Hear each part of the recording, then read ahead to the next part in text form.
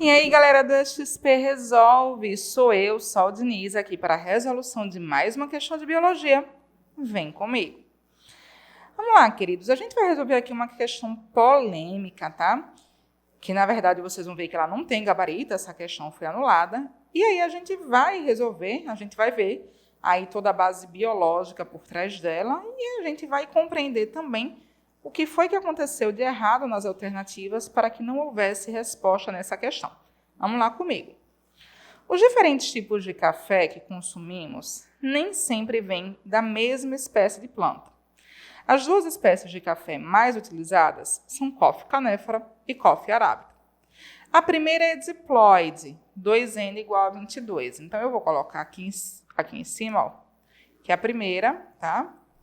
Que é a Coffea, vou abreviar aqui, Coffea canephora, ela é diploide. Por enquanto, eu estou só pegando informações, tá, gente?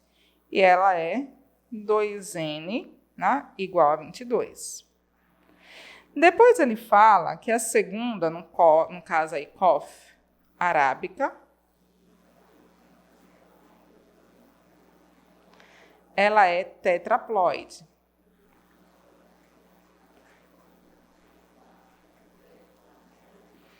E aí ele coloca 2N igual a 44. Gente, isso aqui já rendeu polêmica, tá? Já rendeu polêmica. Por quê? Porque se é tetraploide, a gente esperava encontrar aqui um 4N, que não apareceu. Mas deixa eu explicar uma coisa a vocês. Embora o mais apropriado fosse realmente colocar 4N, é comum no meio acadêmico, quando a gente tem organismos com uma ploidia maior do que o diploide, mas essa ploidia é par. É comum a gente se referir a ele como 2N mesmo, tá? Porque apesar dele ser tetraploide, ele acaba sendo funcionalmente como um diploide. Então, alguns professores, a depender da resolução que você vai analisar, já dizem assim que só por esse erro já anulariam a questão. Eu, particularmente, não anularia por entender, por conhecer que no meio acadêmico essa denominação é usada, porque apesar de ser tetraploide, ele é funcionalmente diploide. Mas o maior problema não está aqui. Vamos adiante, ok? Aí ele diz assim: acredita-se que a espécie tetraploide surgiu de um cruzamento natural entre C. canephora, então vamos colocar aqui, C. canephora, com Coffea eugenioides. Ambas diploides. A C. canephora eu já sei que é 2N igual a 22. Para a original indivíduo de 44. Então, eu sei que o C. eugenioides também é 2N igual a 22. E que isso aqui, então, originou a Coffea arábica.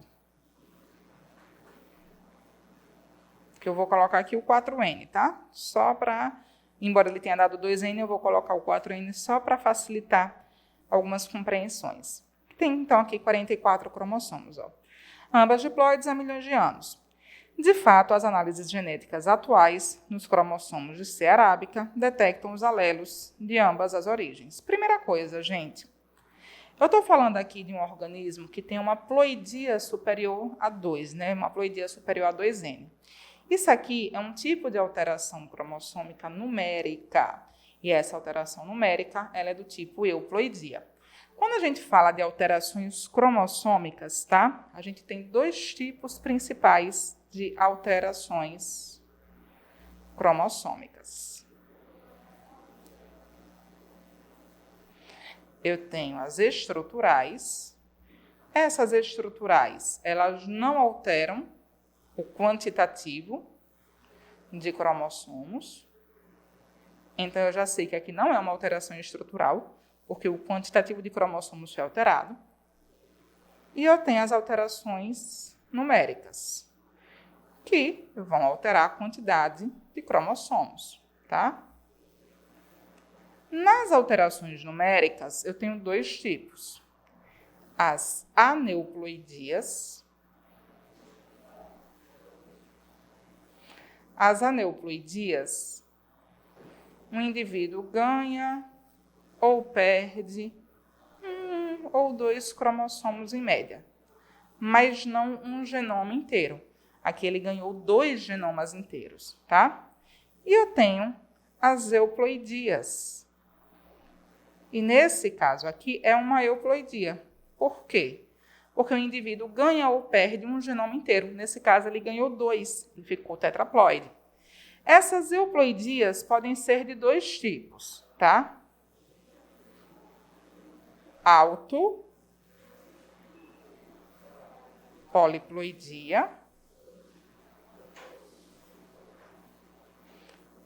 e aloploidia ou alopoliploidia.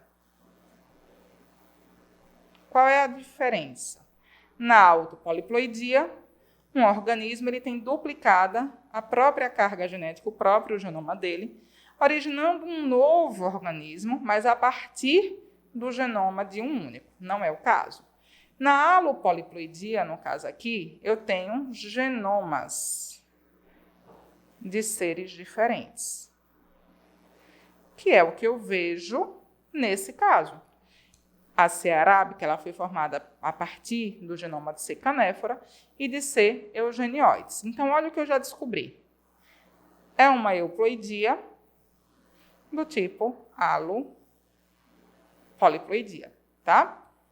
Beleza. Como é que essa alopoliploidia ela pode acontecer, tá? Ela pode acontecer de 2 formas. Primeira, C. canéfora,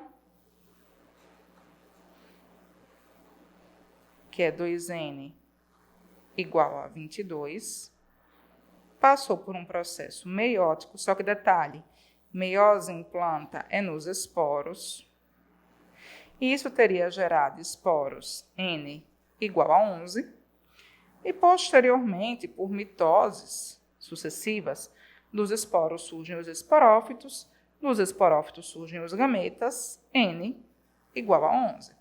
Essa é uma possibilidade. E isso também teria ocorrido com o C. eugenioides.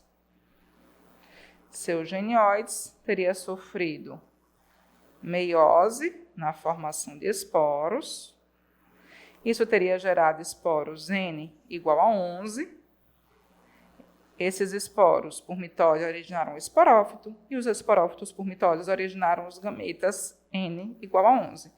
E aí, teria ocorrido a fecundação e originado o indivíduo 2N igual a 22. Só que essa célula aqui, gente, ela, ao começar a sofrer as suas primeiras divisões, ocorreu aqui a não disjunção dos cromossomos homólogos. E isso aí acabou levando a uma duplicação da carga genética total desse indivíduo, originando um 4N igual a 44. Essa é uma possibilidade, tá? Para que eu tenha gerado esse organismo tetraploide. Qual seria a outra possibilidade? A outra possibilidade seria eu não ter tido a disjunção já aqui na meiose. Então, aqui, eu teria gerado, tá? Esporos com 22 cromossomos, porque ocorreu uma não disjunção, mas olha que a não disjunção tem que ocorrer nos 2 parentais, o que teria gerado, depois por mitoses, gametas com 22 cromossomos, e na fecundação eu teria gerado já de cara um indivíduo tetraploide.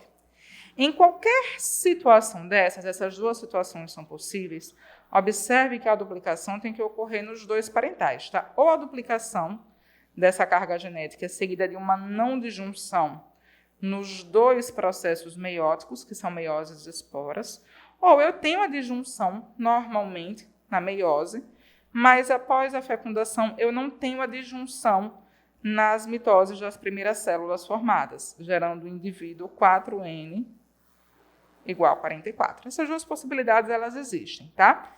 Outra coisa que eu quero que vocês observem é que em planta, meiose, ela é espórica. Meiose é na formação de esporos. Os gametas, eles vão manter a mesma carga genética dos esporos, justamente porque os gametas surgem por mitoses, tá? Então, vamos analisar as alternativas. A alteração cromossômica que poderia explicar o surgimento da espécie C. arábica é duplicação em uma das plantas parentais antes do cruzamento. Aí eu tenho dois problemas aqui, tá? Primeiro, vamos supor que ele esteja falando disso aqui, duplicação do genoma. Para que essa letra A pudesse ser o gabarito, eu teria que ter a duplicação nas duas células, tá? Nas células dos dois parentais. E aqui ele fala de apenas um. Mas eu ainda tenho outro porém. Normalmente o termo duplicação é usado para uma alteração estrutural. Então, já seria uma questão dúbia pelo termo duplicação, mas de toda forma, aqui quando ele fala que ocorreria só em uma das plantas parentais, já fica aí totalmente anulado, ok? Então, não é a letra A. Na verdade, não é nenhuma, mas já estou dizendo por que não é a letra A. Na letra B, falou em inversão, eu nem sigo, porque inversão é alteração estrutural e a gente viu que isso aqui é uma euploidia, que é alteração numérica. Na letra C, separação desigual na meiose gamética de uma das plantas parentais. Planta não tem meiose gamética, já começa daí. E se fosse para ele colocar aqui separação desigual na meiose espórica, teria que ser nas duas plantas parentais, tá? Letra D. Falha na separação durante a meiose gamética em ambas as plantas parentais. O problema está aqui, ó. Não existe meiose gamética. Tá? Não existe. Se ele tivesse trocado para meiose espórica, falha na separação durante a meiose espórica em ambas as parentais, ó, que teria gerado isso aqui, esporos com 22 cromossomos, que depois geraram gametas com 22 cromossomos, gerando um organismo com 44, aí estaria correta. Mas eu teria que substituir esse meiose gamética por uma meiose espórica, tá? E deleções eu nem sigo adiante, porque deleção é uma alteração estrutural. Então, nesse caso, uma questão que foi anulada no Enem de 2020, porque, de fato, não há nenhum gabarito. Ok, galera? Então, a gente finaliza aqui a resolução de mais uma questão no nosso EXP Resolve. Aguardo vocês na próxima. Bye, bye.